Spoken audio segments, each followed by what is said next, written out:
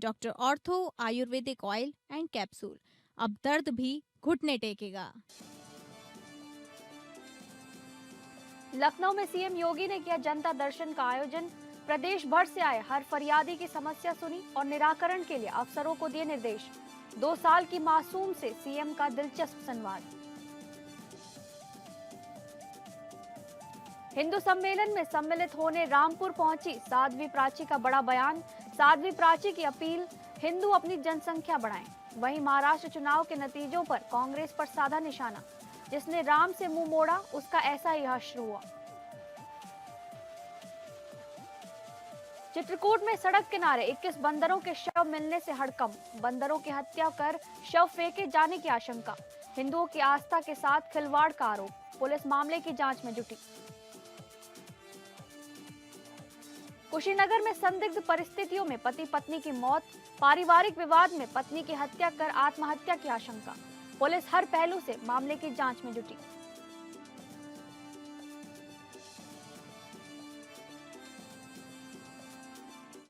नमस्कार, आप सभी का स्वागत है इस बुलेटिन में। मैं हूं आपके साथ शालिनी राणा।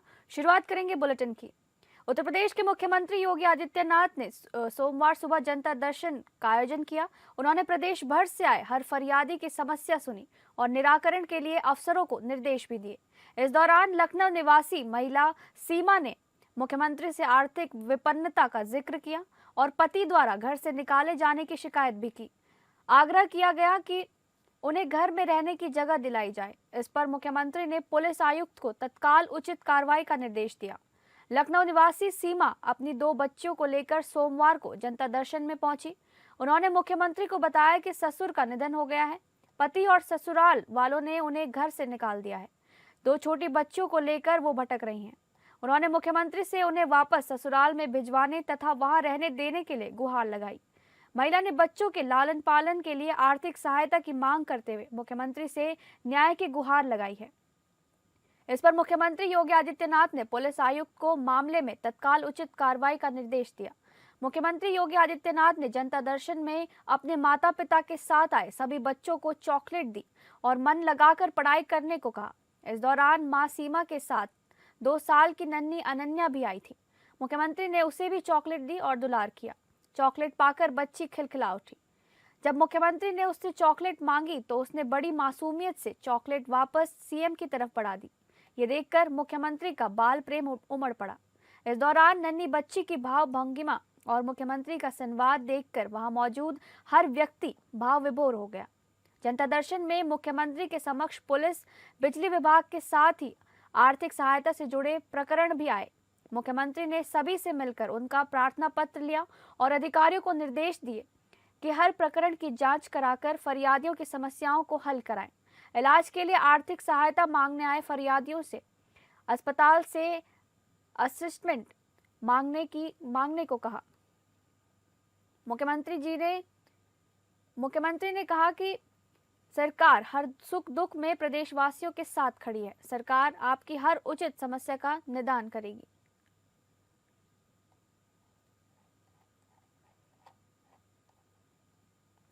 संघ के शताब्दी वर्ष में हिंदू सम्मेलनों की श्रृंखला में रामपुर में होने वाले हिंदू सम्मेलन में सम्मिलित होने पहुंची साध्वी प्राची सामाजिक और राजनीतिक दोनों ही मुद्दों पर खुलकर बोली।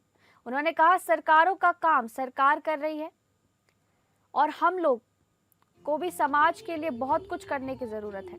दिन ब दिन टूट रहे परिवारों पर चिंता व्यक्त करते हुए उन्होंने कहा कि परिवारों को संगठित रहने की जरूरत है। उन्होंने कहा कि हिंदुओं को जनसंख्या बढ़ाने के लिए गंभीरता से विचार करना चाहिए, जबकि सरकार से अपील की कि जल्द ही जनसंख्या नियंत्रण कानून लाया जाए।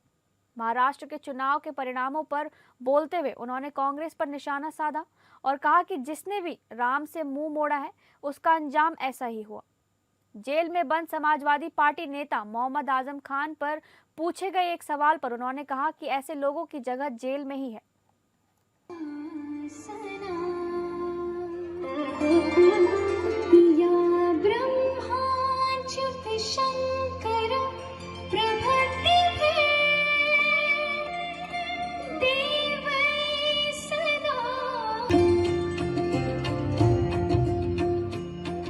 नहीं, ऐसा तो कुछ नहीं। 550 साल पुराना जो ढांचा था हमने तो वो हटाया है, और जो कार्य इन सरकारों में हुआ है वो कार्य अद्भुत कार्य है, क्योंकि हमें राम मंदिर मिल गया। हमारा सबसे बड़ी खुशी हमारे मंदिर मिल रहे हैं।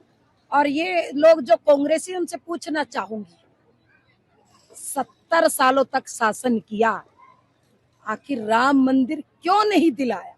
ये एआई जो ऐप आया, जो से ये कांग्रेस और कुछ विपक्षी लोग, आज बड़ा दुख हो रहा है कि इस तरह के ये महापाप कर रहे हैं, और इन पर कोई कानून लाना चाहिए सरकार को, जो कि कानून ऐसा लाए कि इनको सजा मिले।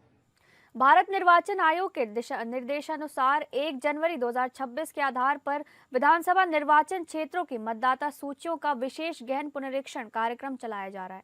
इसके तहत हमीरपुर जनपद की दोनों विधानसभा सीटों में मतदाता सूची का आलेख्य प्रकाशन कर दिया गया है और अब दावे व आपत्तियां प्राप्त की जा रही हैं।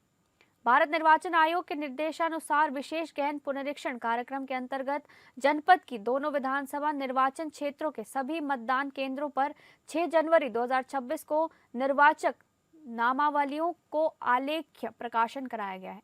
6 जनवरी से 6 फरवरी 2026 तक मतदाता सूची में नाम जोड़ने, हटाने और संशोधन से संबंधित दावे व आपत्तियां प्राप्त की जाएंगी।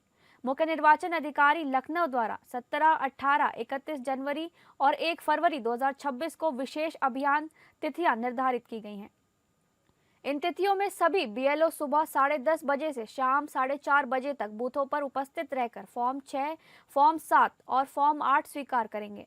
अभियान के दौरान जिलाधिकारी घनश्याम मीना ने जनपद के कई मतदान बूथों का निरीक्षण कर व्यवस्थाओं का जायजा लिया। प्रशासन ने नागरिकों से अपील की है कि वे अपने बूथ पर जाकर मतदाता सूची अवश्य जांच लें, ताकि अंतिम रूप से 6 मार्च 2026 को प्रकाशित होने वाली सूची में उनका नाम सुनिश्चित रूप से दर्ज हो सके। जितने भी हमारे बीएलओज हैं वो जो हमारे बूथ है वहाँ पे उपस्थित है, और फॉर्म 6 जो भी जनता है, जो छूटे हुए जो पात्र जो वोटर्स हैं, उनको आज नाम जोड़ने के लिए फॉर्म 6 कलेक्ट कर रहे हैं। साथ ही जो हमारे जो पुनरीक्षण का जो अभियान चल रहा है उसके अंतर्गत भी जो हमारे जो वोटर्स हैं उनको भी जोड़ने का काम किया जा रहा है और उनको अवगत भी कराया जा रहा है कि कोई समस्या है। तो इसके लिए पूरा जो टीम है हमारी, जो एसडीएम्स हैं और बाकी जो वरीय अधिकारी हैं वो फील्ड में निकले हुए हैं। हम भी जो जितने बूथ्स हैं उनका निरीक्षण कर रहे हैं, बीएलओ से जानकारी ले रहे हैं कि कितने फॉर्म्स आ गए, और इस पूरे अभियान के अंतर्गत जो जनप्रतिनिधिगण है उनको भी जोड़ा जा रहा है और आसपास जो लोग हैं, ताकि एक विशेष अभियान इसको बना सकें और प्रमुखता से जो भी वोटर्स हैं उनको जोड़ सकें।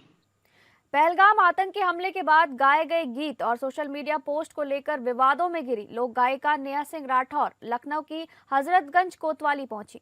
सुप्रीम कोर्ट के निर्देश के तहत वह सुबह करीब 11 बजे महिला थाना पहुंची, जहां उन्होंने विवेचना अधिकारी के समक्ष बयान दर्ज कराने की प्रक्रिया शुरू की। नेहा सिंह राठौर ने बताया कि सुप्रीम कोर्ट के आदेश के पालन में वो तय समय पर कोतवाली पहुंची हैं और जांच में पूरा सहयोग करेंगी। उन्होंने कहा कि मुझे कोर्ट ने 19 जनवरी को सुबह 11 बजे बयान देने का निर्देश दिया था, उसी आदेश के तहत मैं यहां आई हूं। इस दौरान उनके साथ पति हिमांशु भी मौजूद रहे। तो पूरा मामला ये है कि माननीय सुप्रीम कोर्ट का आदेश था कि मुझे 19/1/2026 को सुबह 11 बजे विवेचना अधिकारी के समक्ष उपस्थित होना था और जांच में सहयोग हेतु अपना बयान दर्ज कराने हेतु। तो बस आदेश का पालन करते हुए मैं यहाँ पर आ गई हूँ। ठीक 11 बजे से मैं यहाँ पर बैठी हुई हूँ। मेरी अभी किसी भी अधिकारी से कोई मुलाकात नहीं हुई है और मैं इंतजार ही कर रही हूँ। आगे देखते हैं क्या होता है।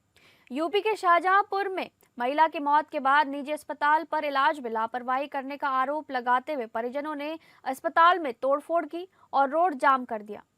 शव को सड़क पर रखकर कई घंटे तक हंगामा किया गया। फिलहाल पुलिस के कार्रवाई के आश्वासन के बाद ही शव को सड़क से हटाया गया है। पूरा मामला निगोही कस्बे के विनायक अस्पताल का बताया जा रहा है, जहां सर्वेश कुमार ने अपनी गर्भवती पत्नी को 3 जनवरी को भर्ती कराया था। वहां डॉक्टर ने ऑपरेशन किया था, जिसके बाद बच्चे का जन्म हुआ। परिजनों का आरोप है कि ऑपरेशन के दौरान अस्पताल में महिला की पेशाब की नली भी काट दी गई। हालत बिगड़ने पर महिला को बरेली में भर्ती कराया गया, जहां उसने दम तोड़ दिया। परिजन शव लेकर अस्पताल पहुंचे, जहां सड़क पर शव रखकर जाम लगा दिया गया। इसके बाद नाराज परिजनों ने अस्पताल में जमकर तोड़फोड़ की। अस्पताल प्रशासन मौके से फरार हो गया है। लगभग 2 घंटे तक जाम लगा रहा। सूचना के बाद मौके पर पहुंची पुलिस ने कार्रवाई के ठोस आश्वासन के बाद जाम को खुलवाया। फिलहाल पुलिस का कहना है कि इस मामले में तहरीर मिलने पर कार्रवाई की जाएगी। इसके अलावा स्वास्थ्य विभाग अस्पताल के रजिस्ट्रेशन की भी जांच कर रही है।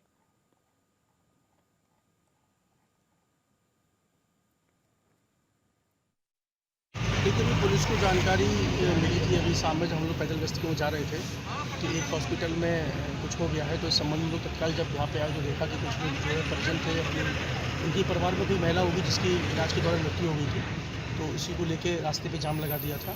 तो उन्हीं को समझा बुझा दिया है और जो भी उनकी मदद हो सकेगी पुलिस के द्वारा, प्रशासन के द्वारा की जाएगी और जो भी इसमें दोषी होंगे उनके खिलाफ कार्रवाई की जाएगी। सर परिजन देखिए, इस संबंध में अभी तक तो कोई उनकी तरफ से हमें तहरीर नहीं मिली है। अगर कोई हमें प्रार्थना पत्र मिलेगा, इसमें CCTV भी लगे होंगे अस्पताल के अंदर, हम लोग उसकी भी पूरी छानबीन करेंगे और अगर ऐसा कुछ होता है तो इस संबंध में भी जो है हमारे द्वारा कार्रवाई की। अगली खबर यूपी के कुशीनगर से है, जहां संदिग्ध परिस्थितियों में पति पत्नी की मौत से इलाके में सनसनी फैल गई। मामला तराया सुजान थाना क्षेत्र के बड़े टोला का है, जहां एक घर के अंदर पति पत्नी के शव मिलने से हड़कंप मच गया। जानकारी के मुताबिक मृतक युवक की पहचान अरुण शर्मा के रूप में हुई है, जबकि मृतका उसकी पत्नी नेहा भारती बताई जा रही है। प्रारंभिक जांच में सामने आया है कि पति अरुण शर्मा ने सब्जी काटने वाले धारदार हथियार से पत्नी नेहा भारती का गला काटकर उसकी हत्या कर दी। इसके बाद अरुण शर्मा ने खुद भी फंदे से झूलकर आत्महत्या कर ली। मौके पर युवती का शव फर्श पर खून से लथपथ हालत में पड़ा मिला, जबकि युवक का शव पास ही चारपाई पर पाया गया।